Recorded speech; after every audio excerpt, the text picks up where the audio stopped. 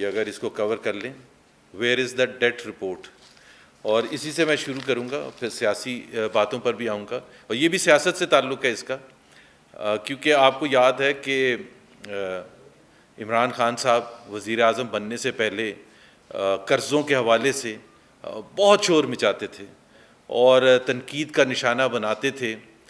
کہ 2008 سے لے کے 2018 تک جو پیپلز پارٹی کی حکومت تھی اور پی ایم ایل این کی حکومت تھی، انہوں نے قرض سے کتنے بے انتہا لیے، اور اس کو وہ تمام کہتے تھے کہ یہ کرپشن اور کھا کے لوٹ گئے،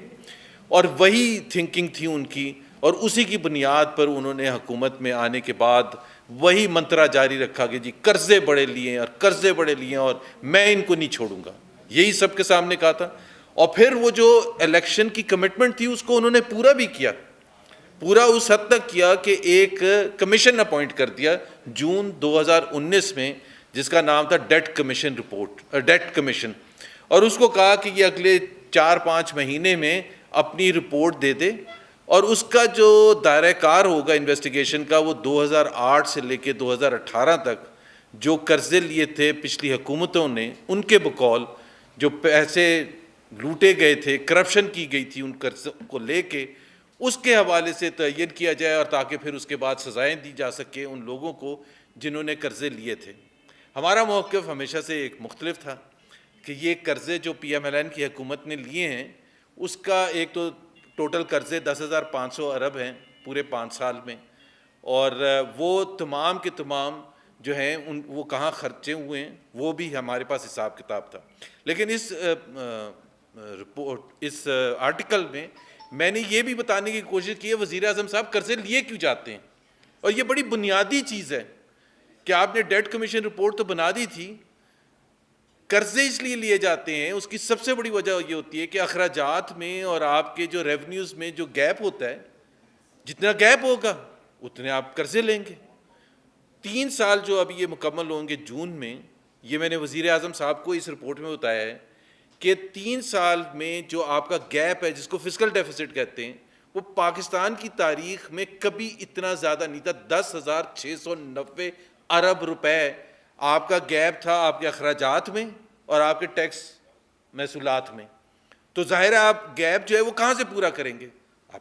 ادھار لیں گے، قرضے لیں گے، اور اس 10,700 ارب کے مقابلے میں 3 سال جو پی ایم ایل این کے تھے اس میں 4,100 تھا پہلے 3 سال میں۔ تو ظاہر سی بات ہے ہمیں قرضے کم لینے پڑے تھے، اور اسی وجہ سے 2.5 سال کے بعد پی ٹی آئی کی حکومت نے 5 سال میں جو پی ایم ایل این کی حکومت نے قرضے لیے تھے اس سے زیادہ لیے ہیں، کیونکہ ان کا گیپ زیادہ، فسکل ڈیفیسٹ زیادہ ہے۔ بڑا سمپل سی بات ہے، لیکن واپس اس پر چلے جاتے ہیں کہ جو ڈیٹ کمیشن رپورٹ بنائی تھی انہوں نے 2019 جون میں، اس کے 2 ہفتے بعد میں نے ایک آرٹیکل لکھا تھا اسی اخبار میں، اور میں نے یہ کہا تھا کہ یہ وزیر اعظم صاحب دس از اے نان اسٹارٹر، کیونکہ آپ کو پتہ ہی نہیں کہ آپ نے کیا کمیشن اپوائنٹ کس لیے کیا ہے۔ ہوا کیا؟ آج 2.25 سال ہو چکے ہیں، 2.25 سال وہ رپورٹ غائب ہے۔ وہ رپورٹ آنی بھی نہیں تھی، ہم نے پہلے دن سے کہہ دیا تھا، لیکن ہمارے وزیر اعظم صاحب اتنے انکمپیٹنٹ ہیں اور ان کی ٹیم اتنی انکمپیٹنٹ ہے کہ ان کو پتہ ہی نہیں تھا وہ آرڈر کیا کر رہے ہیں کمیشن،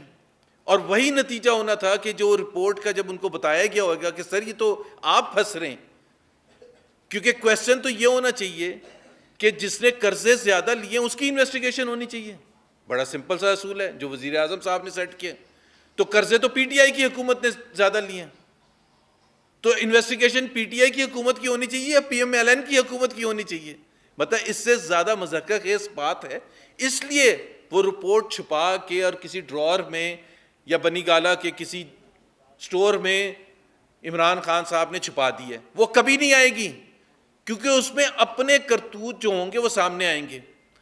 اور اسی سے لے کے اب میں بات کرنا چاہتا ہوں، اس پر زیادہ بات نہیں کروں گا، کہ وہ جو 2008 سے لے کے 2018 کا جو انویسٹیگیشن ہو رہی تھی اس میں ایک وزیر خزانہ تھے ہمارے جن کا نام تھا حفیظ شیخ صاحب، انویسٹیگیشن ان کے خلاف آرڈر کی تھی، کس نے؟ عمران خان صاحب نے۔ لیکن انہی کو لا کے اب کھڑا کر دیا ہے سینٹ کے الیکشن کے لیے.